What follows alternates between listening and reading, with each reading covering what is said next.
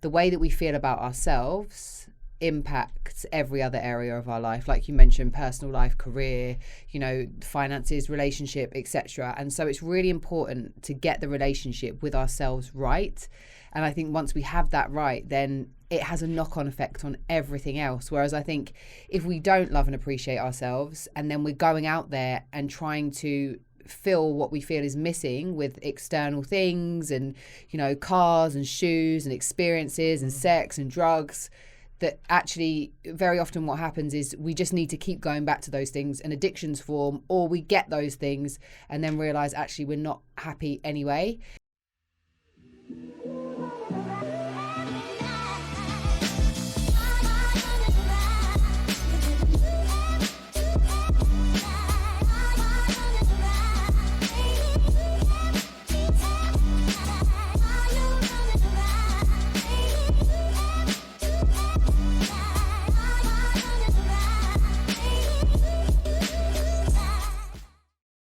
Hi everyone, my name is Rehnell. Welcome to Discussion With. This show is aimed to provide advice, support and empowerment. Now today's amazing guest wears so many different hats. Hey. And she's really amazing. So she does a lot of different things, and that's why I wanted to get her on the show. So wait for it, okay? So she is a lifetime spiritual coach, a hypnosis practitioner, personal trainer, YouTube creator. She's also a host and a presenter, and is currently working for BBC Radio London. Please, everybody, welcome to the show, Claira Hermet. Woo! I'm not wearing a hat now. I'm not even wearing one hat. I knew you was going to do that. I feel like I've disappointed everyone. There's no hat. Sorry, guys. But I appreciate the fact you brought all those hats with you. Yeah, I did, yeah. And the rucksack as well to carry it, yeah. So thanks for coming on the show. No really worries. Appreciate it. The reason why I wanted to get you on the show is because I feel you're a jack of all trades, or should I say Jill of all trades? Jill of all trades, yeah. At the moment it's very difficult times, so there's a lot of young people out there. They could be struggling with their mental health, they could be going through like depression or what, so it's so important with what you're doing. So could you tell us about Self-Love Revolution Coaching? So I am a self-love and confidence coach, and that means that I help people in many different aspects of their life, because I think it's really important to acknowledge that the way that we feel about ourselves impacts every other area of our life, like you mentioned, personal life, career, finances, relationship, etc. And so it's really important to get the relationship with ourselves right. And I think once we have that right, then it has a knock-on effect on everything else. Whereas I think if we don't love and appreciate ourselves, and then we're going out there and trying to fill what we feel is missing with external things and, cars and shoes and experiences and sex and drugs, that actually very often what happens is we just need to keep going back to those things and addictions form, or we get those things and then realize actually we're not happy anyway.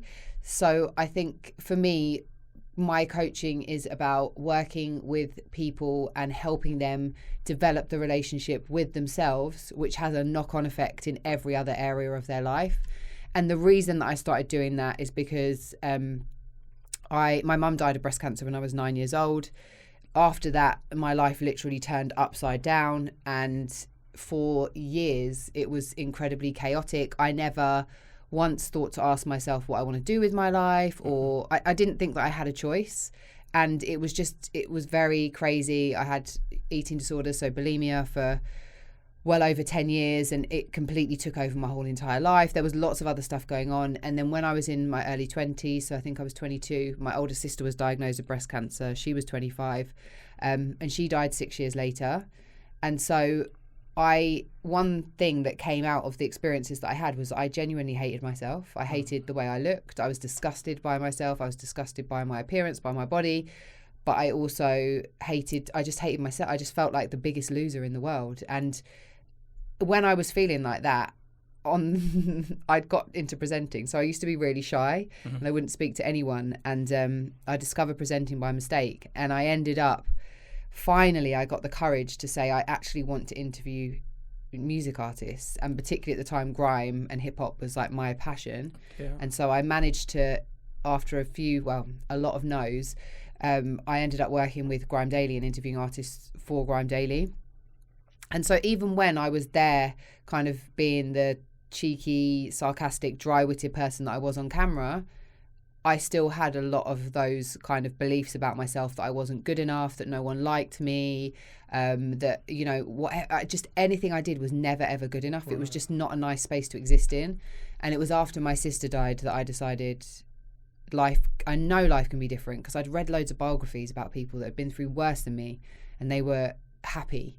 And so I was like, right, okay, if they can do it, I have to be able to do it too. There has to be a way for me to achieve that.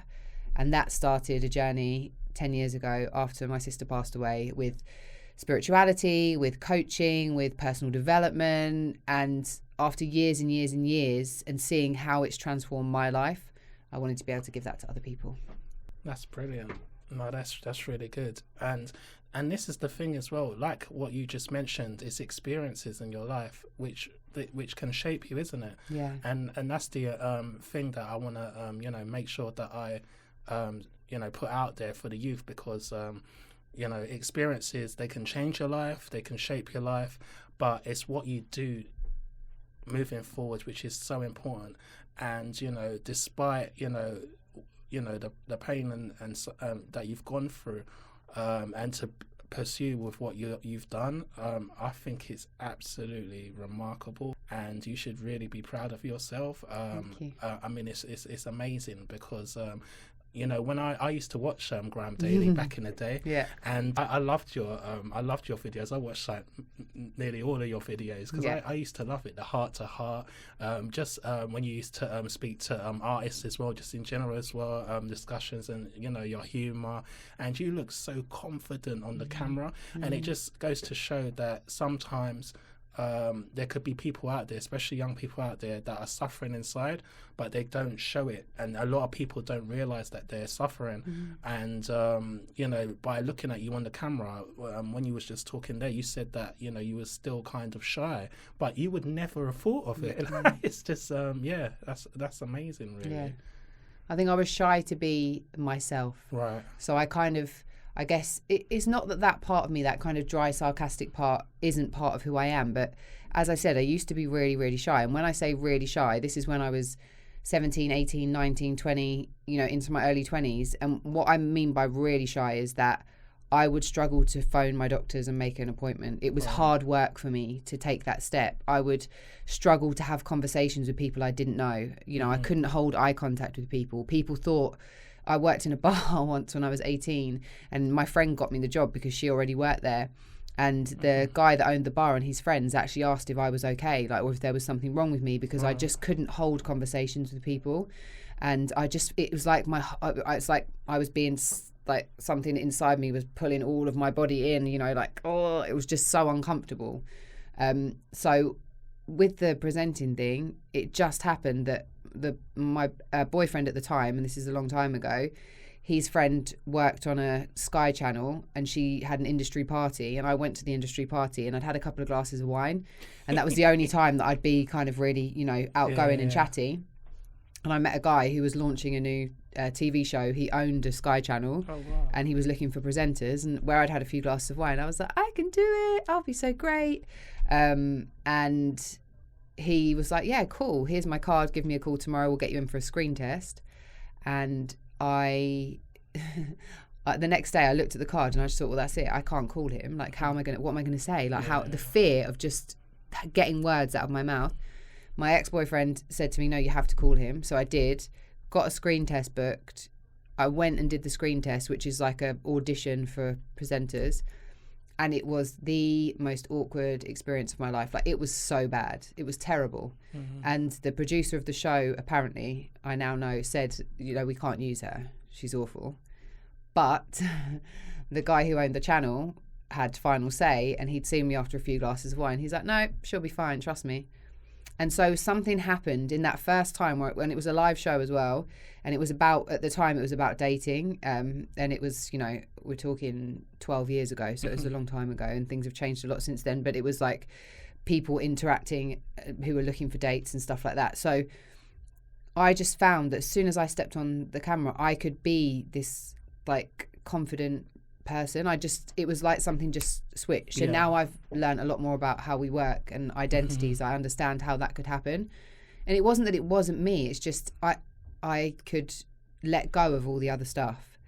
But the problem with that was, number one, I'm not on camera the whole entire time. So as soon as I stepped off camera, I went back into my introverted self, especially until I knew people. Number two, people had an expectation of me that I should be who I am on camera when they meet me. I definitely wasn't.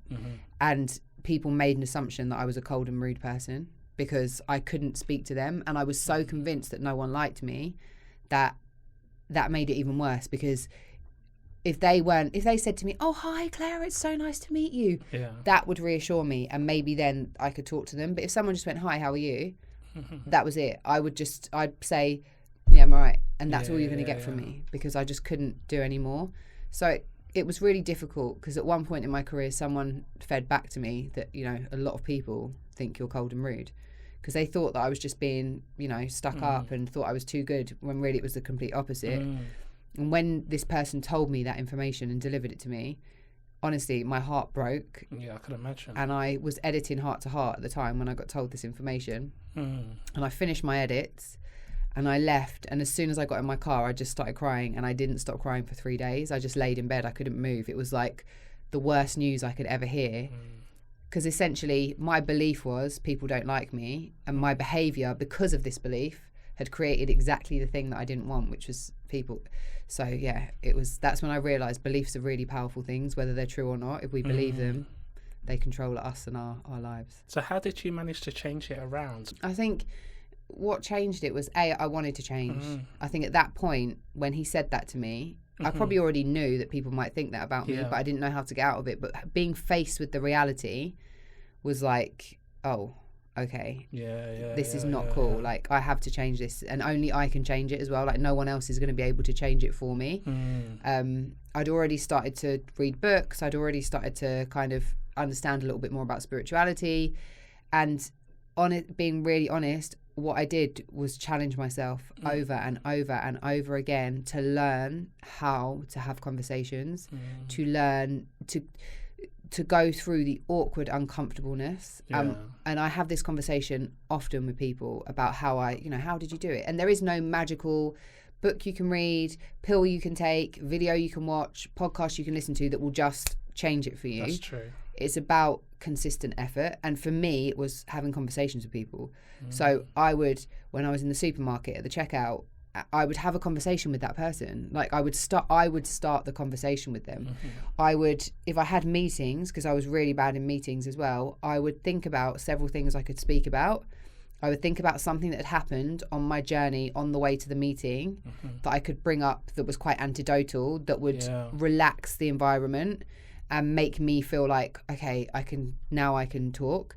So I'd plan ahead, essentially, so that I'd already not rehearsed so it came across as scripted, but so that I knew what I could talk about. I had options, so my mind wasn't just going to go blank and I wasn't just going to freeze. So those two things. And then also, I mean, I did like hidden camera stunts. I just tried to start. We have these comfort zones, right? And when we talk about comfort zones, we have to understand that it doesn't mean they're comfortable. Like, someone's comfort zone could be really uncomfortable. It could mean that they are unhealthy, that their finances are a mess or whatever, but this is the space that they know, so they know it, right?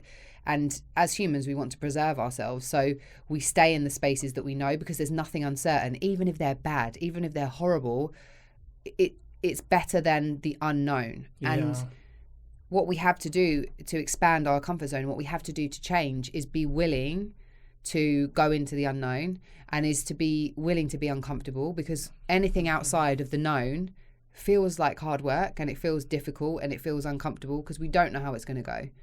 But we have to be willing to step outside of that zone and to take those risks, which I think it's calculated risk. If you want growth, you have to do it. And it's funny that we struggle so much with this mentally, and yet when we look at exercise or physical bodies, we do stuff like this all the time. If you want to be able to run a longer distance. If at the moment you can run 3K and you want to get to 10K, you have to keep going outside of that 3K comfort zone, even if it's only, 3.2K, 3.5K. And each time it's uncomfortable because you've never done it before. That's true. And the last bit is going to be the hardest bit. And your mind will say, I don't want to do this. This is too hard. But you have to be willing to keep going to find out what's on the other side. And as it grows and grows and grows, look what happens. Yeah. Your physical fitness grows, right?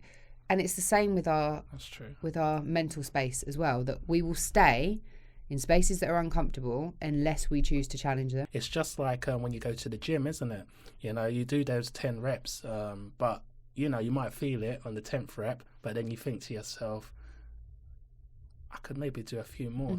And it's that last one that you pull that you're struggling is the one that's going to help you progress. Yeah. It's just like with with people's mentals, isn't it? You have to make that push, isn't it? Yeah, like you're building your confidence. You're building a muscle. The muscle is confidence, the muscle is self-love, or the muscle is, and it's not going to necessarily be easy, and it's not going to be comfortable to start off with, but it changes your whole entire life. The same as, if you decide that I'm going to run a marathon or whatever the big challenge is that you set yourself physically, it's the same mentally. And I guess for me, deciding that I know there's a way that I can be happy when I was so miserable. That's right. Was like going from, running 1 mile to being able to run 26.2 miles. Like it's not going to be easy, but somehow I know it's possible. If it's possible for other people, it must be possible for me. Just got to find out how. So you did briefly mention as well, you said when you was in school, you didn't know what you wanted to do. What would you advise, people that feel stuck, a lot of the young people out there, they might have just left school, left college, and even people that have done uni, but they've done a course that they felt they had to do, maybe peer pressure, maybe parents, they might have just left school, left college. What did you do? I tried out a lot of different things. I'm going to be honest, I quit college. I didn't even finish college. So I did the first year of college. I found it really overwhelming, and I didn't enjoy it, and the subjects that I was doing I didn't enjoy. And so apart from geography, I think that was the only thing that I, just because I was good at it, I don't even know if it mattered to me. It's just it was the only thing that I felt a real affinity with and understood. I think that we grow up in a society that prioritizes academic achievement, and we're not all academically gifted, or I would say now, and I haven't been diagnosed, but I'm pretty sure I'm dyslexic just from the way that I write, from the way that I, do things. And I remember at school being told by my English teacher that I'd plagiarized someone else's. She wouldn't believe this poem that I'd written, that I'd written it. And I was like, no, I've written it. And she would not have it. And it, things like that, small things like that happen to us in school make us question our ability or how good we are at things. And if you have a great teacher, that can be really helpful. If you have a not so great teacher, it can be really detrimental. But I think the important thing is to learn what your strengths are. What are your strengths? What are your interests? What are your skills? What are your talents? And very often when we go through our school system, if you are not academically gifted, you could leave school feeling like, well, I don't have any. Like, it's very easy for that to happen. Like, I've got no skills. I've got no, skills and talents because I wasn't good at any of the things I did at school. But actually, I think in the real world, there are skills and talents that, are not academic, and you can discover those for yourself. And I think that whatever you have a dream of doing, and when I talk about dreams or goals, dreams can change, right? So it might be now you're really passionate about fashion and you want to work in retail, and you're 17, 18, great, go do it. Like, go do that. And you're going to learn that industry, and after 6 months or a year you might think, this is not for me, but I'm really interested in like the graphic design of the marketing ads or whatever. You can go and retrain and do courses in anything at any time. And I have so many friends, some who have stuck at careers, consistently the whole entire time, whereas I have lots of other friends who have chopped and changed and have been brave enough to do that. Myself, right. And and I think I think for me, because I didn't have any specific qualification, it probably, you know, I didn't feel any pressure to have to do anything or think, where can I go with this qualification? Whereas there are other people who, I guess, their qualifications have really helped them. So I think it's really down to us as individuals in terms of where do we see ourselves? What do we really want to do? And is there a college course or a degree course that's going to help me achieve that? That's right.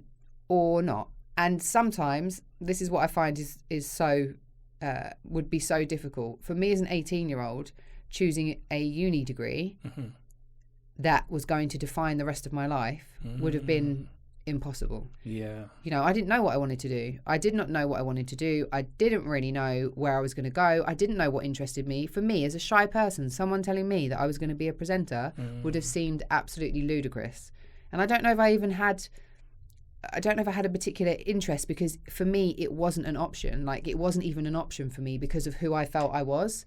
So, you know, I think that when we are young, the job that you're going to end up doing, the opportunities that you're going to end up being presented with that could lead you to the job you're going to end up doing could be a million miles away from where you think that you're going to end up. What I would say is just do something. Just do something. I agree. You know, and that like I said, I worked in bars, so I did lots of bar jobs. I worked as a sales negotiator for like new homes. What some of the other things that I've done? I've actually owned a cafe and wine bar and had that for 3 years. I've been a personal trainer, which I don't train people anymore, but I used to. I had a boot camp business doing outdoor boot camps, and I'm not. All of those things have brought me to where I am now. Like, I would not be who I am. I wanted to be a glamour model for a while. That was kind of, you know, growing up around lads mags, and that was very like aspirational for me. I tried it for 2 months and thought, I don't like this. And so I think that doing something and keeping active and having some sense of purpose is really important, as opposed to doing nothing, because or staying in the same place. It can be can be really detrimental. And you know, the job market definitely has changed and chopped and changed and gone up and down, but I do think if you are looking for opportunities, there's always something there. You just got to go and look for it. And you know, I remember speaking to Craig David. I'm sure he won't mind me saying this story, but he said, you know, when he was doing his music, he was working, I believe it was McDonald's that he told me he was working at. So he's working at McDonald's and doing his music. And the reason that he had that job is because it didn't take up too much of his mental space. So he could go to work, do what he had to do, leave work, and when he left work, he left it at home. It was just, I just show up. This job is supporting my music. This job is making it possible for me to do the thing I love. Exactly. And I remember him saying to me, and this was a long time ago, like, just go do a job that doesn't tax you, that doesn't take up your mental space, but that covers your bills so that you don't have to worry about that. And it gives you the mental space and energy to concentrate on what you do want to do. And I think that's a great piece of advice. You know, even if you don't know what it is right now, go and do something so your financial space is okay and you feel secure. And then with the time you've got left over, go and investigate stuff. Go and say, oh, you know, Rehnell, can I come when you record your podcast and see what that whole environment is like? Other people I know, Con, who I was talking to you about, Icon, he is now does all of the production for Sidemen videos. He has over 1 million subscribers on YouTube. Wow. I met him. I went to do a talk at his school because I was doing Grime Daily stuff. He was 17. He messaged me afterwards and said, hi, like, you did a chat at my school. I'm about to go to Ravensbourne University to do a degree in videography and etc. Can I film some videos for you? He ended up doing week to week, like all of my YouTube series on Grime Daily. And he met Skepta, Gigs, like all of the big artists that we were interviewing. And he would just go up to them, introduce himself, and give them his card. And he ended up doing a music video for Skepta. And now look where he is. Like, it's, that you know, is crazy. And I'm not saying it's just because of that. His work ethic is insane, and he's really talented at what he does. But he just took a risk. Like, he just asked someone, and he was doing all of that for free to start off with. We didn't have any budget. We didn't have any money at that time. Exactly, so, you know, sometimes if you're passionate about something and you enjoy doing it, you have to, you know, you have to start off getting that experience and gaining that experience. And if you can find someone that's going to pay you for it, great. But if not, as long as you don't feel like you're being taken advantage of, and as long as you're learning from it and you're getting something from it, whether it's the network you're being introduced to, whether it's the skill set that you're learning, then it's worth it, right? And also, it's worth it if it just writes off another thing for you. If it's like, no, actually, I tried that, hated it. That's definitely not what I want to do. Rather than you go and do a whole course in it and then you realise that. Yeah, and have to pay it back as well. And have to pay it back. So, yeah, I think, like, for me, if you don't know what you want to do, it's not the be-all and end-all. Just go out and try stuff. Like, get the job that, as I say, brings in a bit of money so that everything is kind of covered and you can take care of yourself. And then with your free time, just go and explore. It's a huge wide world out there. And a lot of the jobs that people think you need to be super qualified to do, you don't necessarily. There are lots of jobs where you don't need specific qualifications. And it could even be, dare I say it, something that's never taught in school. You end up starting your own business. Exactly, yeah. I'm so sad that we're not taught in school that we can own our own businesses, that we can start our own businesses, that we can create our own businesses. Imagine if that's what you learn in business studies instead of how to work for somebody else. That would be so powerful, because you can start a small business on your own. That's right. And be able to support yourself and work the hours that you want to work. And yeah, it's hard work, of course it is, but it's possible. But a lot of people don't even think of it as an option because they've never been told it is. So that's true. And I think a lot of the youth don't realise is that they want things now, overnight success. Dreams are very important. It's very good to visualise. I think manifesting what you want to be is very important. Visualization as well, but also it's the actions as well, isn't it? So you can dream, but it's those actions and goals that you're ticking off each day which is going to make that dream turn from like a fantasy into reality, isn't it? Yeah. And it's not, like you say, there is no overnight success. There is no literally click my fingers and suddenly no. I'm successful. A lot of people who have what people deem as overnight success because something they did went viral have been working at their craft for years. And even, like, not to name drop, but Ed Sheeran is someone that I used to like hang out with before, he kind of blew up. And I remember just before he released Plus, the first album, he and I talking, and he was showing me videos that he had on his YouTube that were on private of him like doing exactly what he was doing. But he was like 11, 12, 13, 14. Yeah. So then you start to think, hold on a second. Okay, he's really young and he's got this album coming out and he's getting a lot of attention. But he's been doing this for 10 years already. Yeah, he's been crafting. He's really been putting in the work. And, it doesn't mean that you can't start at a later age. I just feel like you can be successful at any age. I don't think that, if you're not successful by the time you're 30, that's it, just give up. Sometimes you don't know what you want to do until you're 30. So you just got to keep going and trust that it's going to happen at some point. But like you say, it's like saying, oh, look, that mountain is a really high mountain. Yeah. I want to get to the top, but I don't want to take any steps to get there. It's impossible. You have to take steps to get to the top of the mountain. Otherwise, you're just going to stay at the bottom of the mountain. That's it. You can keep looking up at it and thinking, oh, top of that mountain must be so nice. I'd really like to be on the top of that mountain. But unless you take steps, you're never going to get to the top of the mountain, which I guess is what you're saying when you talk about action. Oh, yeah. Manifestation and the power of manifestation, visualization, creative writing, all of those things, very much real, but that means you have to take action in the real world as well.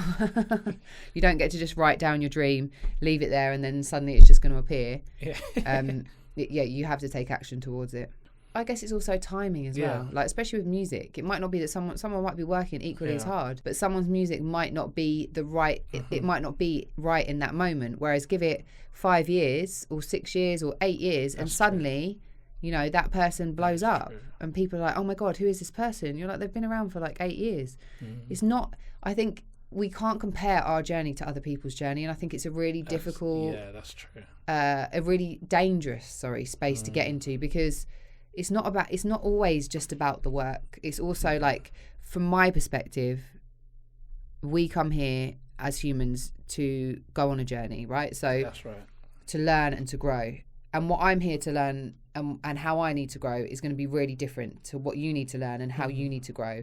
The experiences I go through are going to be different. The experiences you go through are going to be different. My challenges are going to be different. Your challenges are going to be different. True.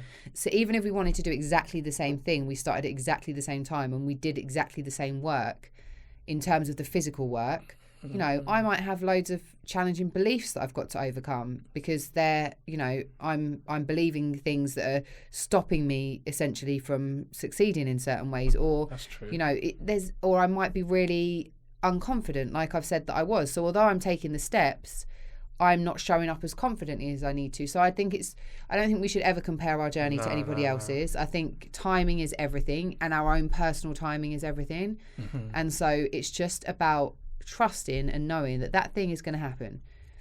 And the reason that I say this is, I'm going to try and say this story really quickly. My granddad was German, and he was a prisoner of war. So in the Second World War, he was 16, I think, when he joined the army, and then he was because he was in the German army, so he was sent to the south of France, and he was captured in Italy, I believe, and then he was put on a boat, and they went to America, and he came into New York basically and saw the Statue of Liberty, and then he was taken from there to a logging plantation where he was for 3 years, where they just worked 2 or 3 years.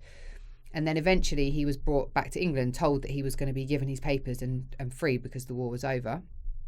And when he came back to England, they said he had to wait for his papers, so he was put to work on a farm. And my grandma, who was from East London, was in the Land Army, and she was working on that farm. And they met each other, fell in love, got married, yada yada. Now, I think my granddad says that he was earning £3.50 a week, and you know, he had the good thing about being a farm worker, because he was a farm worker for other people, was that they would always give you accommodation, so you wouldn't have to worry about that. But in his head, he decided, by the time I'm 30, I'm going to own my own farm. By the time he was 30, he was still a farm worker, earning, you know, not a lot of money, still living in, you know, other accommodation. That went on, and he said to me, he never gave up hope that he would own his own farm, but he kind of just let go of it. Like, he let go of, you know, it needs to happen now kind of thing. But he still held, you know, in his heart, I guess, in his mind, that it was going to happen. And he did end up owning his own farm. But I believe, it's somewhere, I think his early 60s is when he owned his own farm. And he was incredibly successful from that point forward. Wow, yeah. In financially, I mean, I think he'd always been, you know, he loved his job. He loved agriculture. He loved working with land and being outside. But in terms of finances, he didn't really start making any money until he was 60 plus. You know. But either way, he still loved his job. He loved it. Yeah, he loved his job and he enjoyed it. But he never gave up hope that it was going to happen. Exactly, yeah. He just kind of let go of it. And that's why brilliant. I mean, success can happen at any age. What tips would you suggest if someone that's, you know, maybe they just come out of school, or maybe they, you know, they're in their 20s, so to speak, or whatever, and they want to get into social media, or they want to start doing like YouTube content, what tips would you give them? I think YouTube it can be really difficult, but I think it's about doing your research and knowing what your channel is going to be. I mean, I'm the worst culprit for this because my channel has been so many different things. I think someone in the comments recently said there's no other channel that's been on such a roller coaster ride as this one, because it has been so many different things, which makes it difficult to build a consistent audience, granted. But I do think as I've got older, you know, what I want to create changes. And I think if you look at my YouTube channel, you'll see that I'm not scared of doing what I want to do and following that. In spite of what it might mean in terms of my audience. So I think always be true to yourself. But when you're starting off, I guess like have some kind of plan. Like, what is it you're going to do? When are you going to release it? How long is it going to be? What kind of content is it going to be? Is it entertainment? Is it inspiring? Someone once told me to get 3 words that you associate with your channel. So for me, it would be entertainment, informative, motivational. And then your content needs to be at least one of those things, preferably 2 of those things, if not all 3 of those things. And if it's not those things, don't do it. Right. So that you're actually, it's kind of like a brand, you know, this is your brand that you're creating essentially. So what's it going to be? Is it going to be, you know, sport? What are the 3 words that your content always has to, you know, have in common? I think that can be really good, especially if you're like, oh, I want to do this, I want to do that, and your ideas are all over the place. It can really help you like streamline stuff. I think it's about patience, and I know you were talking about kind of people wanting things now. It doesn't work like that. It takes, you know, and it will be just at the moment when you're going to give up that's probably when you would have had the breakthrough. So you have to be willing to say to yourself, I am going to put in a year, I'm going to put in a year, or I'm going to put in 6 months and then review.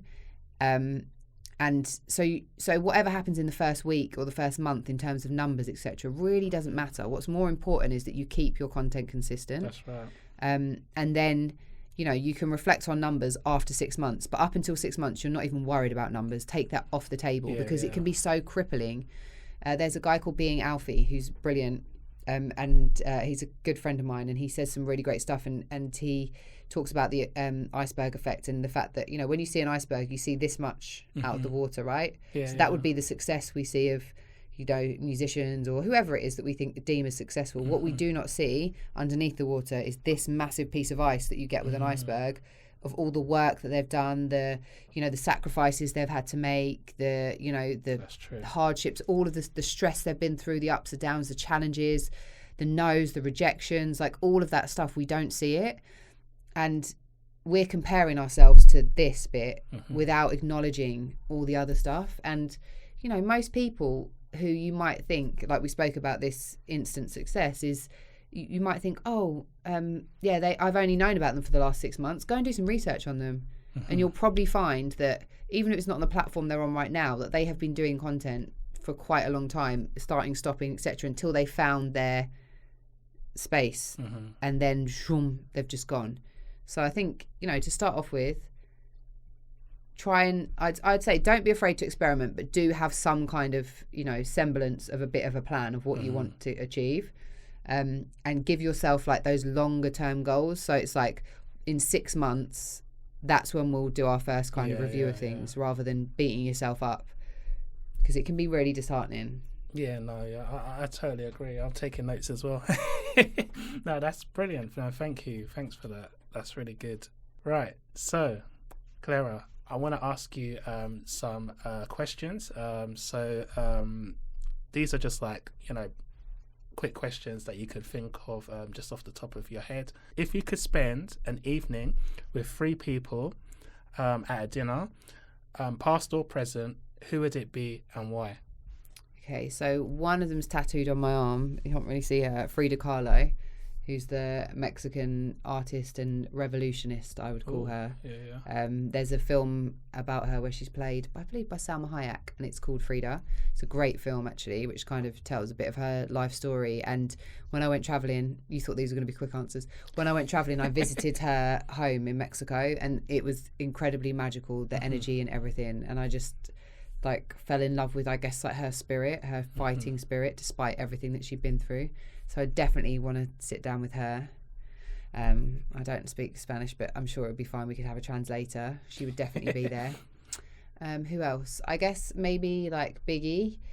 When I was growing up, my sister was really into hip hop, which is where, you know, I discovered hip hop. And she, at 14, we lived on a farm in the middle of nowhere.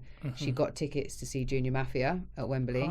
And my dad drove her and her friend and just dropped them off at Wembley, and they went and saw Junior Mafia. And I was always so jealous that she had seen Biggie. And, you know, I think that if I could... Me too. Yeah, right? If I could sit down and have dinner with him, I'd top her. So, you know, that would be pretty good. And I reckon he and Frida Kahlo would get on all right. And who else? This is always so hard for me because I feel like I'm making a definite decision, like this is really going to happen.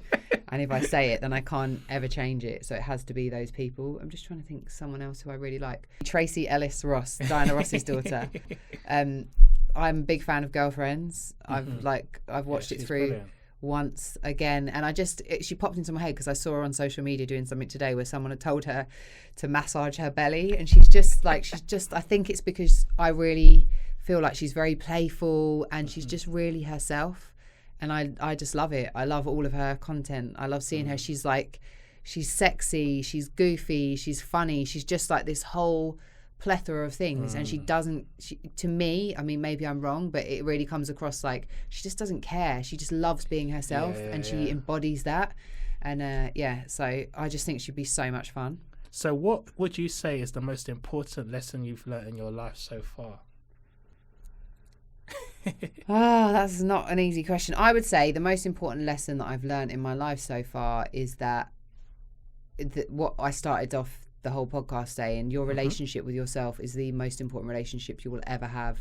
And I think when you get that right, you get so many other things right. And if you don't, you have an inner support system that's there to pick you up so that you can keep going. I just think it's so important. And if I've learned anything, it's that, you know, learning to love myself, learning to feel comfortable with myself has just changed my whole entire life. Brilliant. What 3 books would you recommend?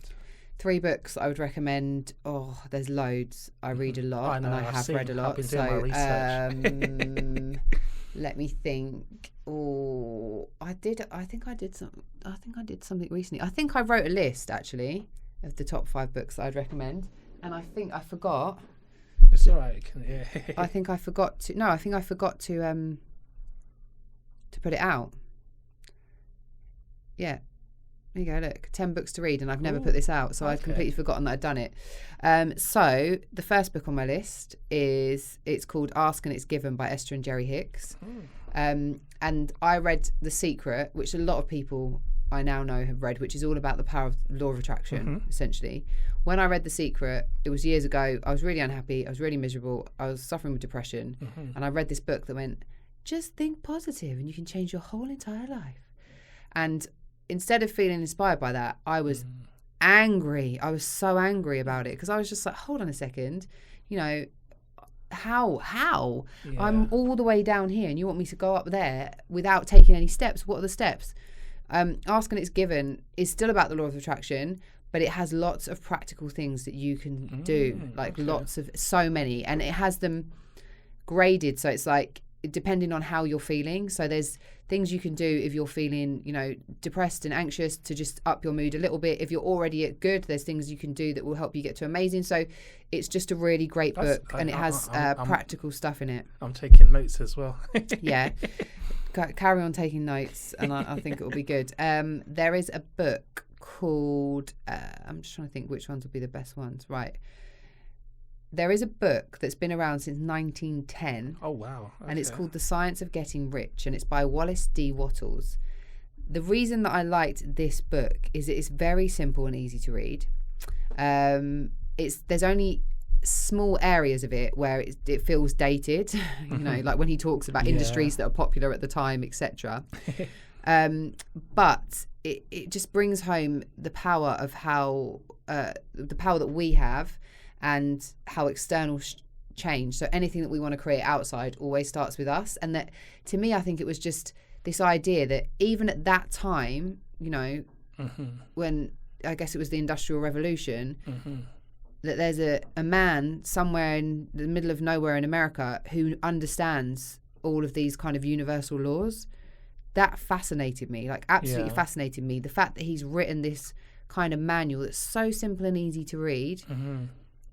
And it's very logical, straightforward, and just makes a lot of sense. So I definitely think that is one worth reading. There's another book that I read really recently, which is called Atomic Habits, and it's by James Clear, and it was really powerful for me because you don't realise that there are small, tiny things you can do that can make you less likely to do bad habits and so much more likely to do positive habits. Ooh, that sounds a good one. It's such a good book. And I know you only said 3, but finally, no, go on.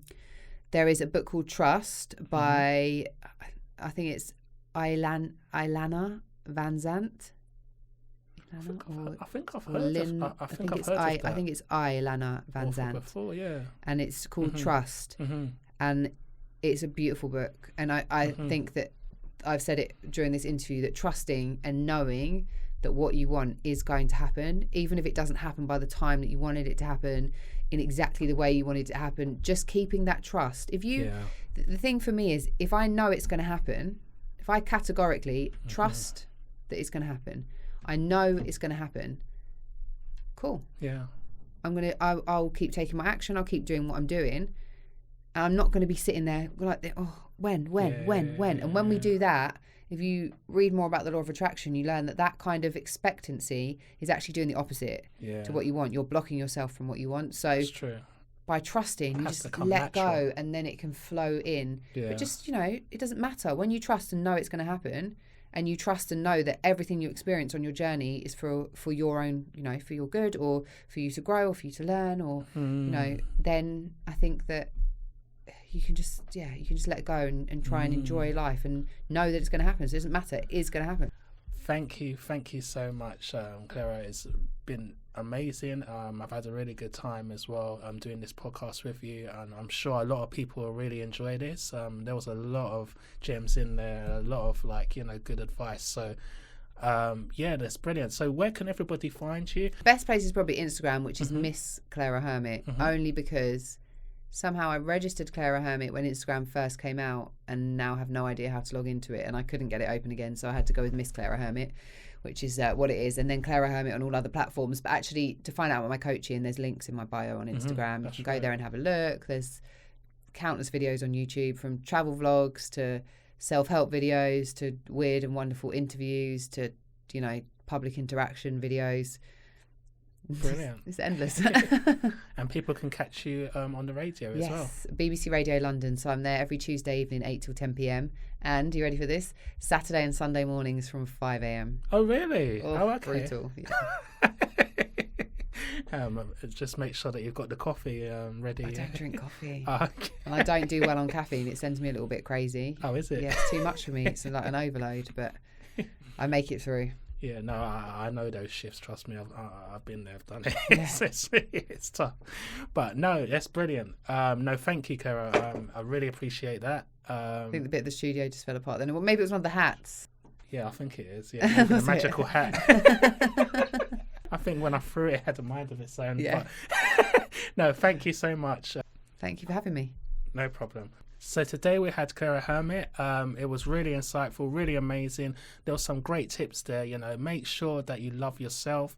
It's so important, especially in this day and age now. We have to look out for one another. And sometimes, as Claira mentioned, there's people around us, like our family, and they might not be showing those signals that they are in a vulnerable place. So it's always good to talk with each other, see how everyone is doing, check in on one another. And if you are somebody that is, going through a difficult time with your mental health, I'll make sure that I put some links in the description box below where there's youth-related mental health organisations and charities that can help you.